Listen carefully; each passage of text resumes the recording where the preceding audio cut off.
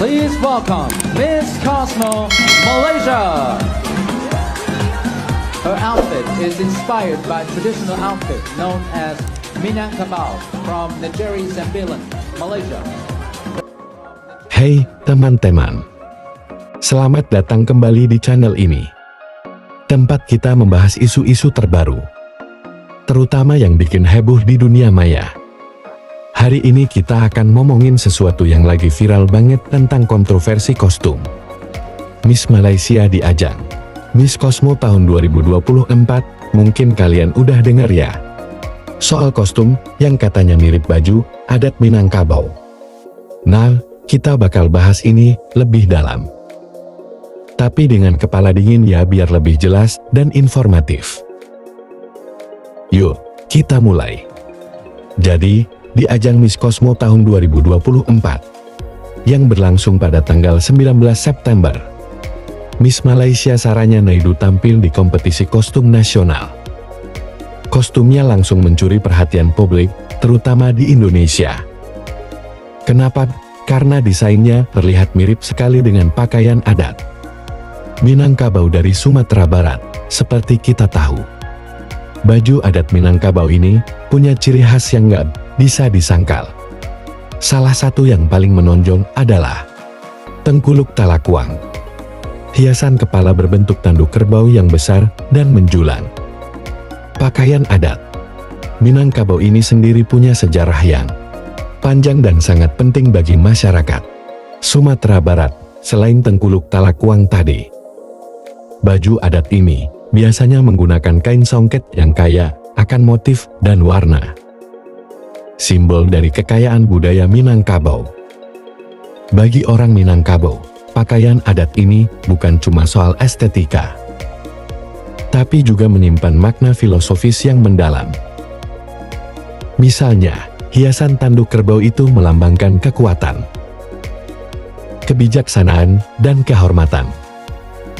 Jadi wajar kalau banyak yang tersinggung ketika melihat kostum yang mirip dengan warisan budaya mereka dipakai tanpa pengakuan yang jelas di pentas internasional. Di satu sisi, mungkin ada yang berpikir, mungkin ini cuma salah paham. Kan budaya kita sering mirip-mirip di Asia Tenggara, itu nggak sepenuhnya salah. Memang, negara-negara di kawasan ini punya banyak kesamaan budaya. Tapi gak usah disama-samain juga ya, detail banget nirunya ya. Sekarang, gimana reaksi publik Indonesia? Media sosial langsung ramai dengan komentar-komentar yang marah, sindiran halus, sampai yang bercanda. Lagi-lagi mau klaim budaya, jangan ya dek ya. Apa kabar klaim Minangkabau milik Negeri Sembilan? Menarik. Coba pikir, bagaimana bisa sejarah bicara lain? You know, Minangkabau milik Indonesia. Sudah jelas dan batik, UNESCO juga sudah mengakui mulai tahun 2009. Mungkin yang klaim juga lupa, batik itu berasal dari bahasa Jawa, bukan dari negeri sana.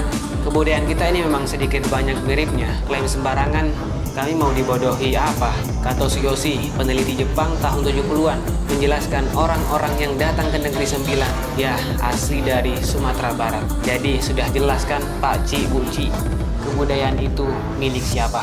Ada yang bilang, waduh, lagi-lagi ada klaim budaya.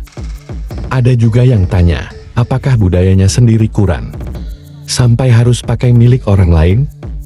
Tapi di sisi lain, ada juga yang mencoba lebih tenang dan bijak, berpendapat bahwa sebaiknya kita menyelesaikan masalah ini dengan diskusi terbuka antara kedua negara, daripada terus memanas di media sosial.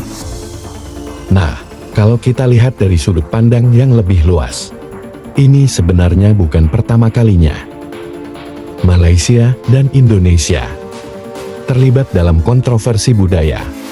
Sebelumnya, ada kasus batik, rendang, dan beberapa elemen budaya lainnya yang sempat membuat hubungan budaya kita sedikit tegang. Tapi di sini penting banget buat kita memahami bahwa menjaga budaya itu bukan berarti harus selalu berkonfrontasi. Terkadang, solusi terbaik adalah melalui dialog dan saling menghormati perbedaan dan kesamaan yang ada. Paugeia Miss Cosmo tahun 2024 adalah ajang kecantikan internasional dengan tema Impactful Beauty. Artinya, kecantikan nggak cuma soal penampilan fisik, tapi juga dampak positif yang bisa diberikan oleh seseorang untuk masyarakat. Dan disinilah menariknya. Di tengah ajang yang ingin menonjolkan dampak positif, muncul kontroversi soal kostum nasional yang justru memicu ketegangan. Mungkin ini bisa jadi pelajaran bagi semua pihak untuk lebih menghargai dan mengakui asal-usul budaya yang mereka pakai. Jadi, teman-teman, setelah mendengar cerita tadi, menurut kalian gimana? Apakah kita harus lebih tegas dalam menjaga warisan budaya kita? Atau sebaiknya kita mulai membicarakan ini dengan lebih terbuka dan bijaksana? Dan gimana juga caranya supaya hal-hal seperti ini nggak terus terulang? Kalian boleh share pendapat kalian di kolom komentar ya. Buat kalian yang suka video ini, jangan lupa untuk subscribe ke channel Odiana ini dan nyalakan lonceng notifikasinya, biar nggak ketinggalan video-video menarik lainnya. Sampai ketemu lagi di video berikutnya. Tetap bangga sama budaya kita, dan jaga selalu semangat positif kalian.